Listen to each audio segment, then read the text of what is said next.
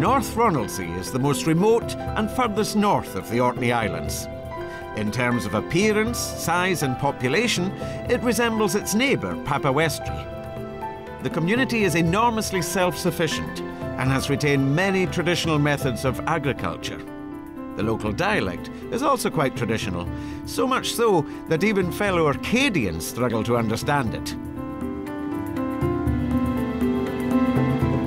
Given the abundance of hazardous rocks around the island's coasts, lighthouses have long been a necessity here.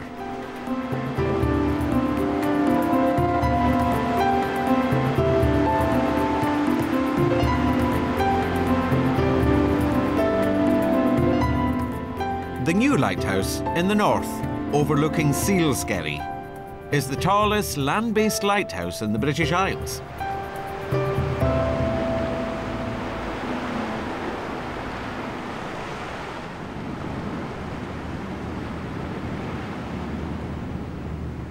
North Ronaldsay also boasts a native breed of sheep. Similar to an ancient breed of Orcadian sheep, they are small and rather goat-like in appearance. They live mainly on seaweed, except during the lambing season. This is why the entire island is ringed by a stone wall known as the sheep dyke. It restricts the sheep to the shorelines and prevents them from doing damage to crops elsewhere.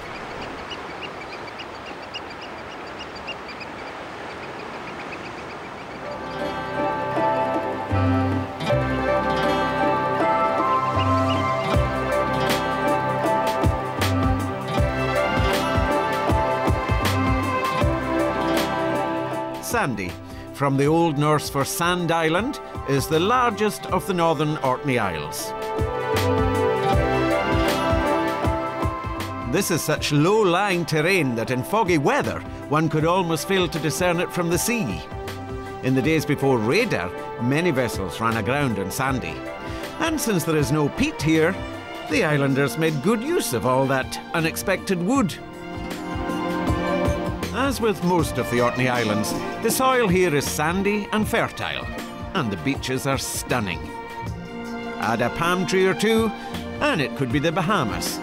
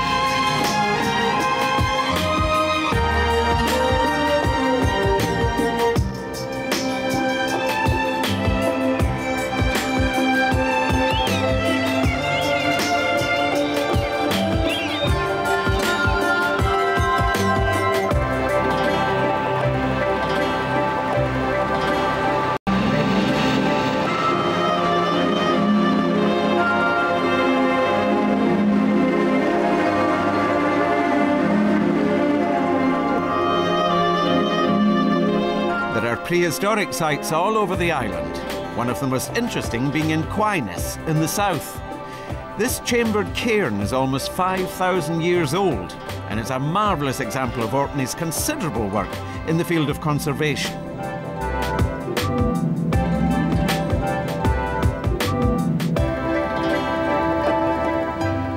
Near Kirkwall is the island of Shappensea, an island with a suburban feel, one might say.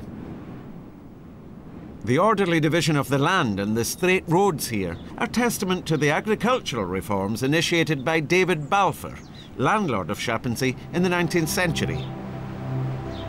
Balfour brought much-needed prosperity to the island. Balfour Castle was completed in 1848 and is surrounded by woodland, an uncommon sight in these parts.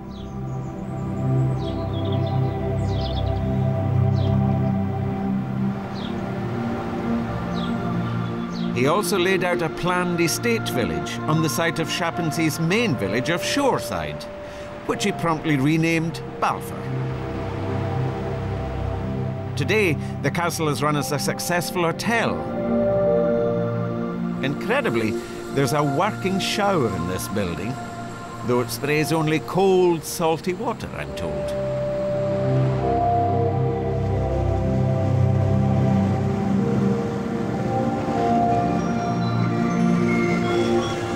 Not surprisingly, tourism plays a major role in the economy of the Orkney Islands, and upmarket cruise liners are a common sight. In summertime, they visit the islands regularly.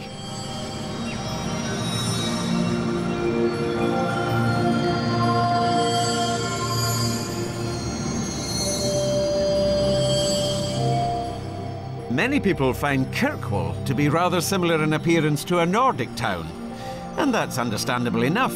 The town was established by the Norse in the 11th century. Thanks to its harbour and its new cathedral, Kirkwall burgeoned rapidly during the 12th century.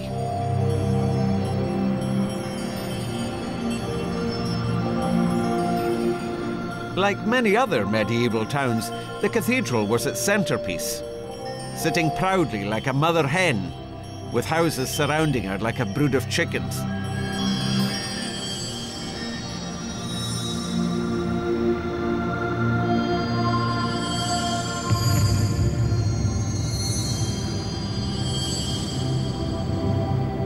Other historical sites, such as the Bishop's Palace, are still in evidence. But this is a modern town too. Arts and music festivals take place all year round here. It was once customary to welcome visitors to Kirkwall hostelries with a piece of cake and a glass of whisky. Highland Park Distillery produces very fine malt whisky, a product of the island's superior barley.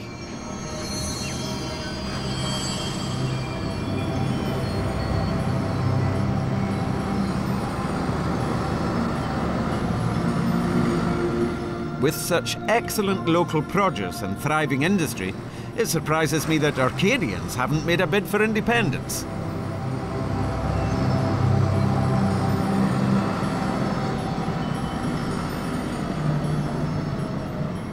In the parish of Ham, World War II is widely commemorated. The Churchill barriers were erected to block German submarines heading for Scapa Flow.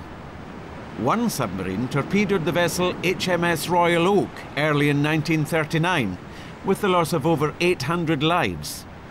This was a severe blow to national morale, provoking Churchill to order the barriers to be built. Italian prisoners of war were deployed to carry out the work. They supported their strong Catholic faith by turning 2 Nissen huts into the little Italian chapel on Lambholm.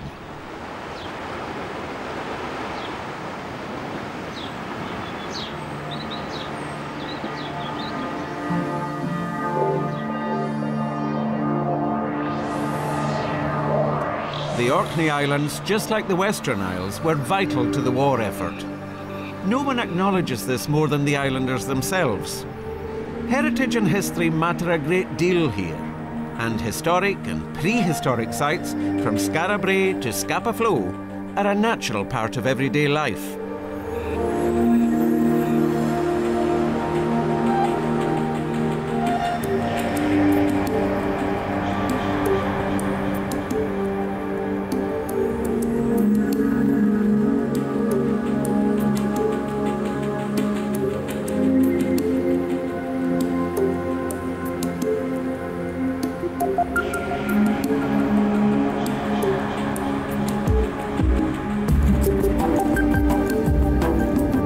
Vessels make use of Scapa Flow these days.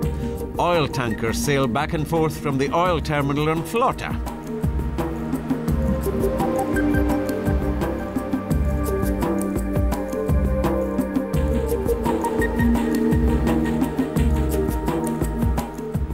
Although large parts of northern Flotta today might be said to resemble Texas, the oil industry hasn't adversely affected the Orkney environment.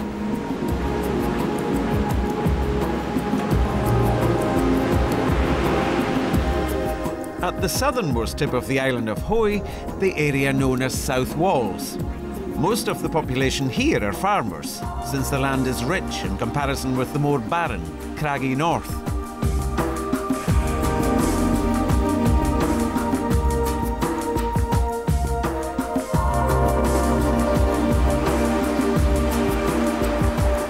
The Martello Towers that guard the entrance to Longhope Sound are another indicator of British defence strategy. But this time against American vessels during the Napoleonic Wars. The towers were also deployed 100 years later, during World War I.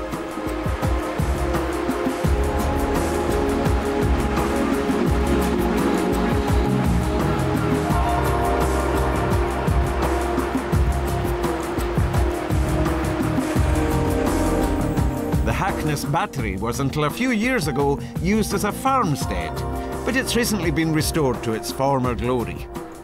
And it's well worth a visit, if your energy levels are still up to it.